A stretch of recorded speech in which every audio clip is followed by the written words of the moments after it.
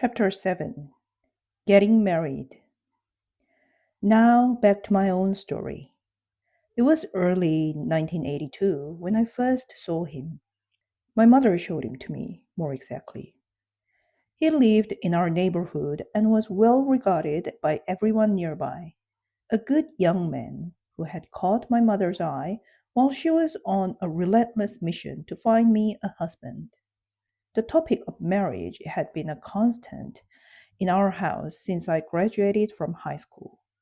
In Korea at that time, it was expected that a young woman would marry shortly after school unless she went to university.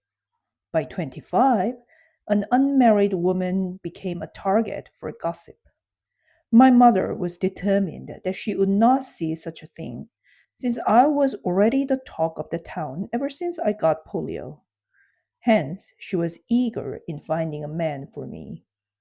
To my own surprise, I had never lacked for male attention. Despite my disability, I was quite popular. I had dated several men, including one of my former high school teachers, who had been very fond of me. There were even a couple of instances where I almost married, though they fell through. Other times, men would propose to me the very first time they met me. To escape those awkward moments, I'd give them a fake name and a wrong phone number, telling them to contact me later. I honestly didn't understand what they saw in me. The real problem was that I hadn't liked any of them. I went on dates because they insisted, but my heart remained cold throughout all those dates. Yes, my taste in men is quite picky. Besides, I knew it would be hard for me to meet a man who satisfied my high standards because of my disability, and for the guys in the church, because of the fact that I was still a young believer from a secular family. A marriage was more of a family thing rather than a person's matter in Korea at the time, and there was no way that a traditional Christian family would consider me as their ideal future daughter in law. Plus, part of me was wary of marriage altogether, having witnessed the nightmare of my parents' relationship. Yet, it didn't mean I was against marriage. I still harbored a childhood dream of having a child of my own and raising them well. I was just not actively in search of a man, since I couldn't find one I liked that easily. Plus, there was one more condition added after I met God. I would only marry a man whose faith was even stronger than my own. But in my world, such a man didn't seem to exist. That, however, all changed the moment I first saw him.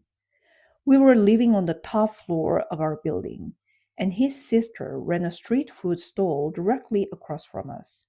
He was sitting there with friends when my mother handed me a telescope and asked, "What do you think of him?"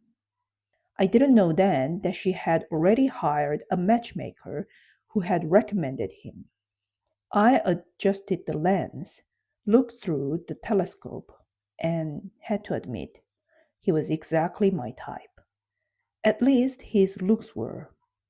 Trying to play it cool, I handed the telescope back and said, "Not bad."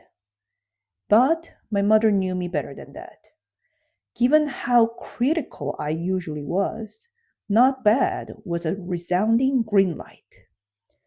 From there, things moved at lightning speed. The matchmaker coordinated between the two families, and within a week, we had our first meeting at a cafe.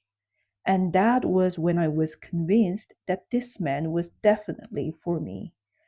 We were there, first time seeing each other, and yet we found ourselves totally enjoying the conversation. We sat there and talked for 4 hours in our first meeting. We were perfect match in almost every way, sharing the same opinions and relating to one another with effortless ease. We were, quite simply, the same kind of person. There was only one glaring issue. He, along with his family, was not a Christian. It wasn't that he was hostile toward faith. He respected my beliefs and even promised that he would try to believe alongside me. Still, it was a fact that he was not a believer yet, not even ready to believe, more exactly. This flaw in the face of my promise to God. He met every single prayer request I had for a husband, except for the most important one. I was deeply conflicted. Looking back, the Bible is clear about not being unequally yoked with an unbeliever, but I was a young Christian and a young woman who had finally found her dream man. To complicate things further, my mother made a staggering promise. She said that if I married this man, the entire family, including my father, would start going to church and become believers. As the only Christian in the house, my greatest desire was the salvation of my family. Even though I still struggled with resentment toward my parents, I knew they deserved grace just as much as a twisted person like me did. Saving them was at the top of my prayer list. If this marriage was the key to their salvation, couldn't it be God's will? After all, we are called to share the gospel with everyone, starting with our own kin. Caught between my heart and my principles, I turned to prayer. I used the same method I had used before receiving the Holy Spirit. I set a deadline and asked God for a clear sign. I told him that I didn't receive a definitive no by that date.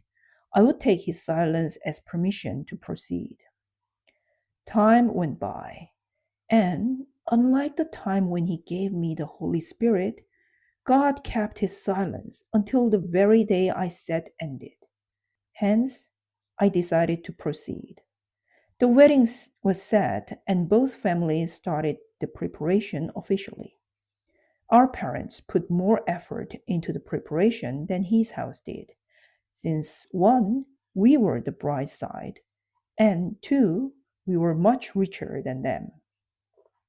It is a tradition in Korea that the woman's house sends gifts to the man's house.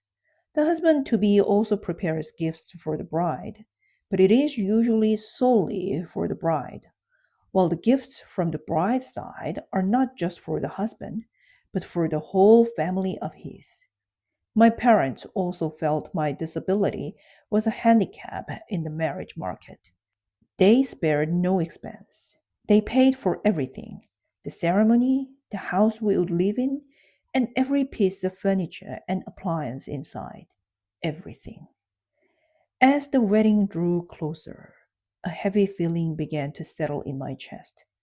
I couldn't explain it, so I intentionally ignored it.